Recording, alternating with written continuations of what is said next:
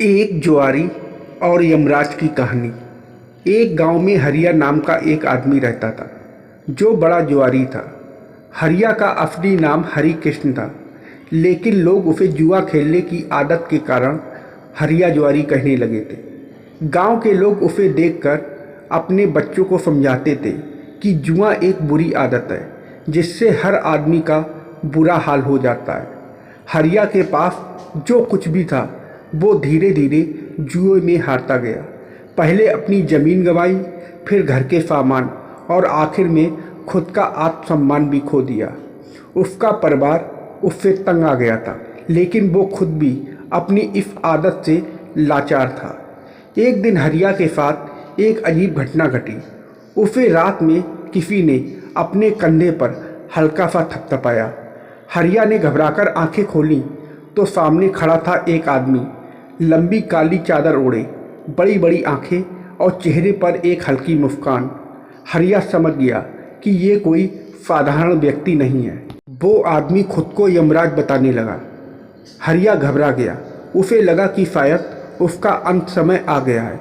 उसने गिड़गिड़ाते हुए यमराज से कहा, मुझे अभी मत ले जाओ महाराज, मैं अभी बहुत काम अधूरे छोड़ आया हूँ।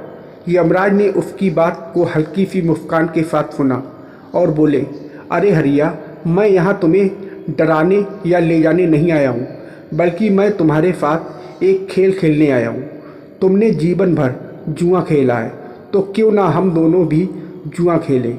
हरिया को थोड़ी राहत मिली और साथ ही जुए की बात सुनकर उसकी आंखों में चमक आ गई। उसने सोचा, अगर मैं ये खेल जीत गया तो शायद यमराज मुझे छोड़ दे। उसने कहा, ठीक है महाराज, खेल के नियम क्या है। यमराज ने एक ताश की गड्डी निकाली और बोले, ये एक सरल खेल होगा। हम बारी बारी से कार्ड खींचेंगे, जो ज़्यादा बड़ा नंबर खींचेगा वो जीत जाएगा। अगर तुम जीतते हो तो मैं तुम्हें 1 साल और जीने का समय दूंगा, और अगर मैं जीत गया तो तुम्हें मेरे साथ आना पड़ेगा। हरिया की आंखों में एक बार फिर से डर झलक आया, पर उसने हिम्मत करके हामी भर दी। ठीक है महाराज, लेकिन एक शर्त है। अगर मैं जीत गया तो हर बार आप मुझे थोड़ा थोड़ा समय देते रहेंगे। यमराज ने हंसते हुए कहा, हरिया, तुम सच में जुआरी हो। ठीक है, जो तुमने कहा वो मुझे मंजूर है। दोनों ने खेल शुरू किया। पहले राउंड में हरिया ने 10 खींचा, जबकि यमराज ने 9। हरिया खुशी से उछल पड़ा। यमराज मुस्कुराए और बोले, ठीक है, तुम्हें 1 साल का समय मिलता है। और यमराज ने वादा निभाते हुए उसे 1 साल का समय दे दिया और अंतर्ध्यान हो गए। 1 साल बीत गया और हरिया ने अपनी जुए की आदत नहीं छोड़ी, बल्कि पहले से भी अधिक खेल में पड़ गया, और इस बार उसकी हालत और भी बुरी हो गई। फिर एक रात ठीक उसी समय यमराज फिर से प्रकट हुए। यमराज ने कहा, हरिया चलो, खेल का समय हो गया है। हरिया ने फिर से गिड़गिड़ाते हुए कहा, महाराज, एक बार और मौका दे, मैं इस बार जरूर जीतूंगा। यमराज ने फिर से खेल शुरू किया। इस बार भी किस्मत ने हरिया का साथ दिया। उसने 11 खींचा, जबकि यमराज ने 10। यमराज ने फिर से हार स्वीकार कर ली और उसे 1 साल का समय और दे दिया। हरिया खुश था, लेकिन वो अपनी जुए की आदत नहीं छोड़ पाया। समय गुजरता गया और हर साल यमराज उसे एक मौका देते रहे। धीरे धीरे गांव वालों को भी पता चल गया कि हरिया का जुए का खेल अब इंसानों के साथ नहीं, बल्कि यमराज के साथ हो रहा है। लोग उसे समझाने लगे, हरिया, अब तो बस कर, ये खेल किसी के लिए अच्छा नहीं है।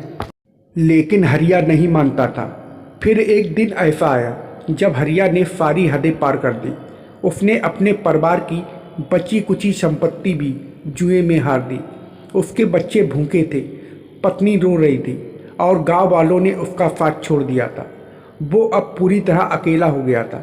उसी रात यमराज फिर से उसके सामने आए। इस बार यमराज की आंखों में गंभीरता थी। उन्होंने कहा, हरिया, अब ये आखिरी मौका है।